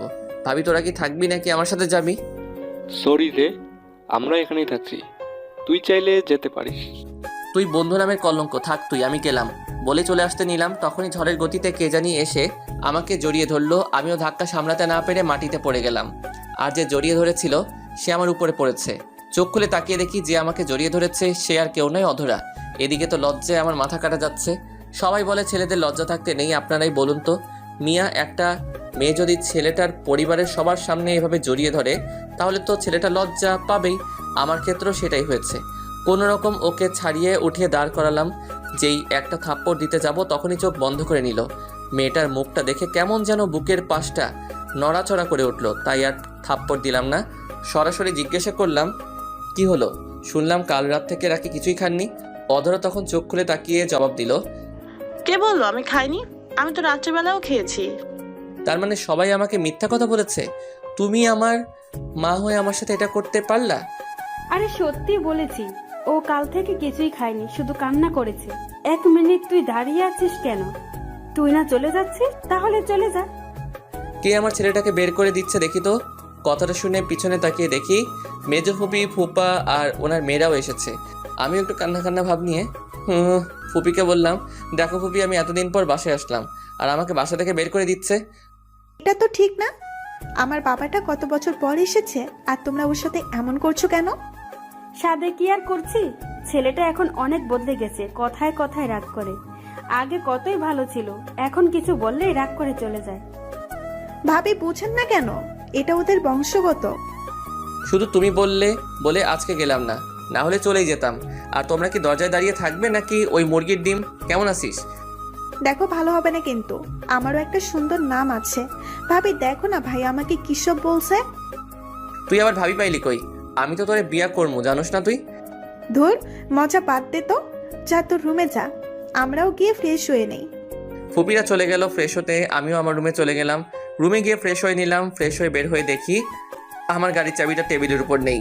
তখনই চেঁচিয়ে মাকে ডাক দিলাম। মা এসে বললেন, কি হয়েছে? সারের মতো চেঁচাচ্ছিস কেন? সাদেকে আর চেঁচাচ্ছি? আমার রুমে কে এসেছিল আর আমার গাড়ির চাবি কই? যে তোর রুমে এসেছিল সেই গাড়ির চাবি নিয়ে গেছে। সেটাই জানতে চাইছি, কে আমার রুমে এসেছিল? সেটা আমি কি করে বলবো? আমি কি তোর রুমের সিকিউরিটি গার্ড নাকি? বলে মা হনহনিয়ে চলে গেল। তখনই আকিবকে ডাক দিলাম। বেচারা আমার ডাক শুনে দৌড়ে চলে এলো। এসে বলল, ভাই আমায় ডাকছিলে কেন? তুই কি আমার গাড়ির চাবি নিয়েছিস নাকি? আমি তোমার গাড়ি চাবি নিয়ে কি করবো? আর আমি তো গাড়ি চালাতে পারি না। তবে কিছুক্ষণ আগে দেখলাম ভাবি তোমার গাড়ি নিয়ে কোথায় যেন গিয়েছে। বলিস কি? ওনার এত বড় সাহস আমার গাড়ি নিয়ে গেছে? আর তুই কি সবাইকে সবার গিফট বুঝিয়ে দিয়েছিস নাকি? না ভাইয়া, আজকে নাকি বড় ফুপি আর সিজো ফুপি আসবে রাতে, আর তারা আসলেই সবাইকে একসাথে দিয়ে দেবো। আচ্ছা, এখন কয়টা বাজে রে? কেন ভাই, ঘড়ি দেখোনি? এখন তো রাত 8টা বাজে। এই রাতের বেলা উনি আমাকে গাড়ি নিয়ে বের হলেন, আল্লাহ জানে আমার গাড়ির কি হবে। আমি আর রাকিব কথা বলছিলাম, তখনই ছোট চাচা এসে বললেন, শোনো, রাতে কিন্তু বের হোস না। কেন চাচা, রাতে বের হলে কি হবে? আর বলিস না, এলাকার পোলাপান সব নষ্ট হয়ে গেছে, যাকে পায় তার কাছ থেকেই সব রেখে দেয়। আর মেয়েদের তো বের হওয়া আরো বেশি বিপজ্জনক। এসব কি বলতেছো তুমি? হ্যাঁ রে, কিন্তু তুই এত ভয় পাচ্ছিস কেন? আচ্ছা, অধরা কি ফিরেছে নাকি? অধরা আবার কোথায় বের হলো? আকিব বলল উনি নাকি কিছুক্ষণ আগে আমার শাড়ি নিয়ে বের হয়েছেন। মা, মা, আবার সারের মতো চেঁচাচ্ছিস কেন? অধরা নাকি বের হয়েছে। তোমরা কি জানো না এলাকার পরিস্থিতি যে খারাপ? অধরা আবার কখন বের হলো? আমরা তো কেউ দেখিনি। আর গেলেই বা কিভাবে? আকিব বলল উনি নাকি আমার গাড়ি নিয়ে বের হয়েছেন। মার সাথে যখনই কথা বলছিলাম তখনই মোবাইলে একটা মেসেজ এলো। মেসেজটা দেখে তাড়াতাড়ি করে বেরিয়ে গেলাম। পিছন থেকে সবাই বারবার জিজ্ঞাসা করছিল, কাউকে কিছু না বলেই মানিব্যাগ নিয়ে বেরিয়ে গেলাম।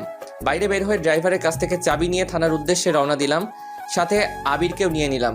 কিছুক্ষণ পর থানায় পৌঁছে গেলাম। গিয়ে দেখি অধরা অফিসারের সামনে বসে আছে। আমরা যাওয়ার পর আমাদের দেখে অফিসার বসা থেকে দাঁড়িয়ে গেলেন। মূলত আমাকে দেখে না, আবিরকে দেখে দাঁড়িয়ে গেল। কারণ আবিরকে সবাই টিভিতে দেখেছে, তাই সবাই চিনে, আমাকে কেউ চিনে না। আমিও সেটাই চাই।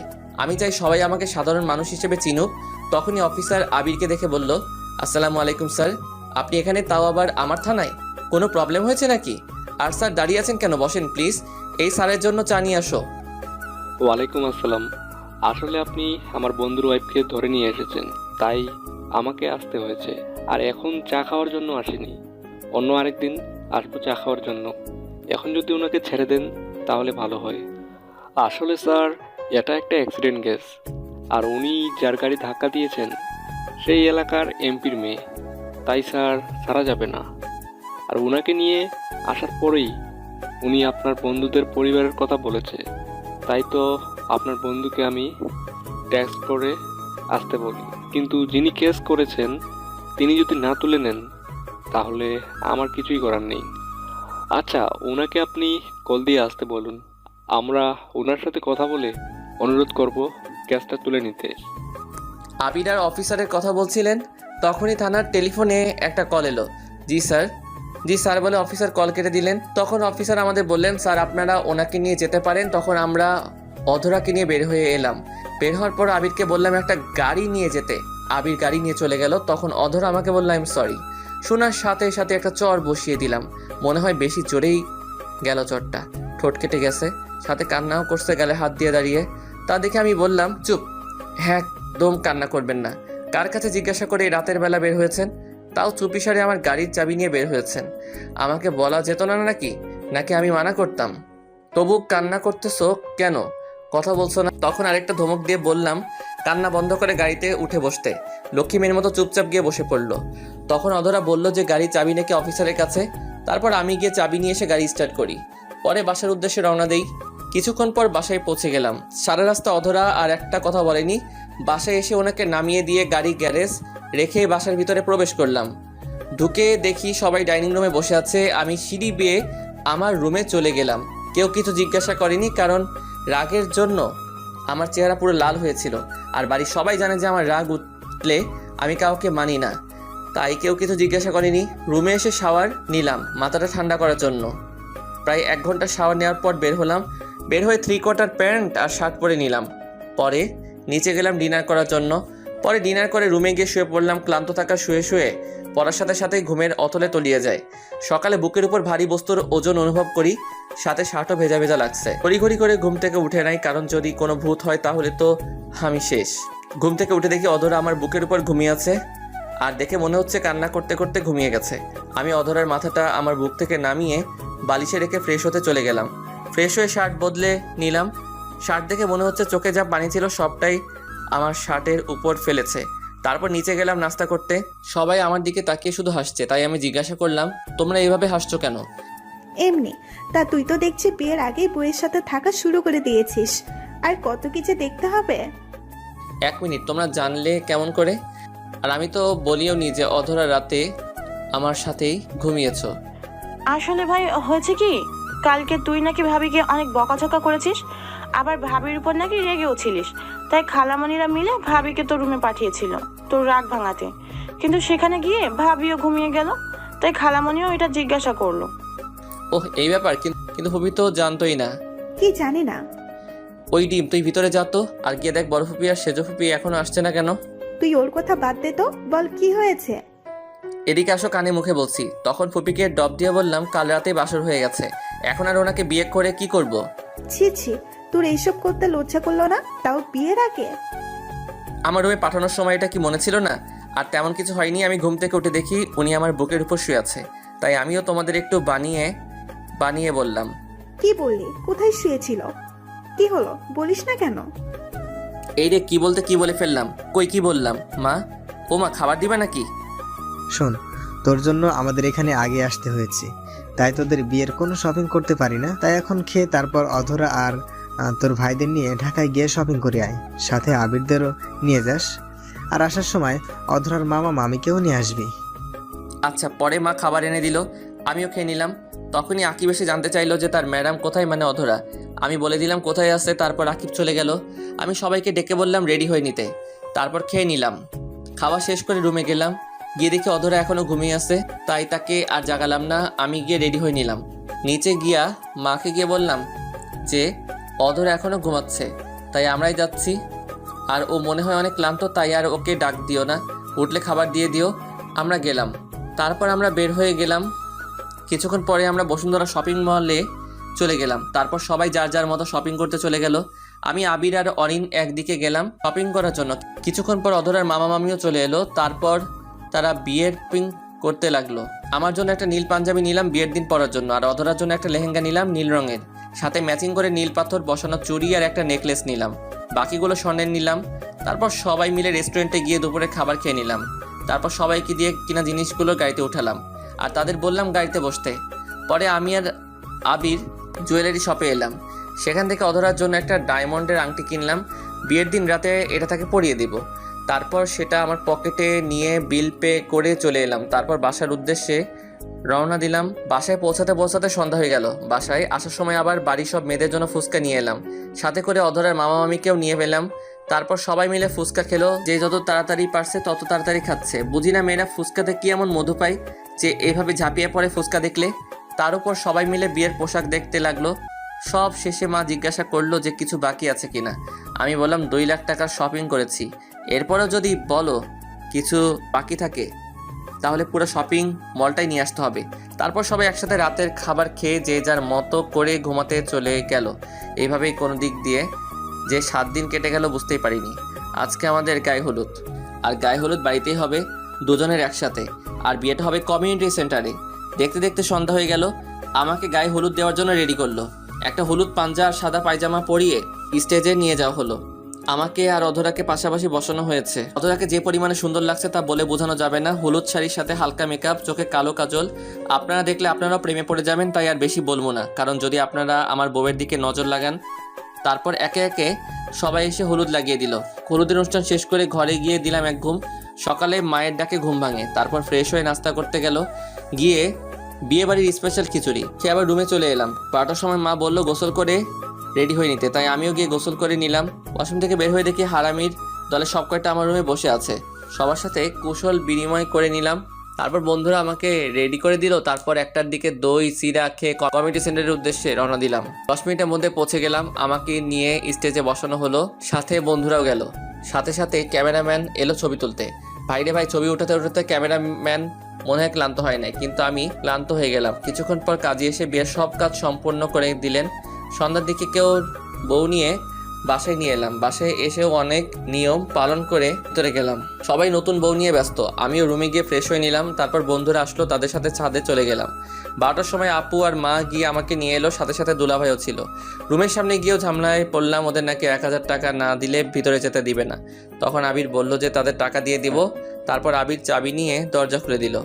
আমি ভিতরে যাওয়ার সাথে সাথেই বাইরে থেকে দরজা বন্ধ করে দিল। আমি রুমে ঢোকার সাথে সাথেই অধরা এসে আমাকে নাম করলো। তখন আমি অধরাকে সেই আংটিটা পরিয়ে দিয়ে প্রপোজ করলাম। বেচারি লজ্জায় আমার বুকে মুখ লুকালো। তারপর রুমের লাইট অফ করে দিল। বাকিটা ইতিহাস বইয়ের 2220 খ্রিস্টাব্দ থেকে পড়ে নেবেন।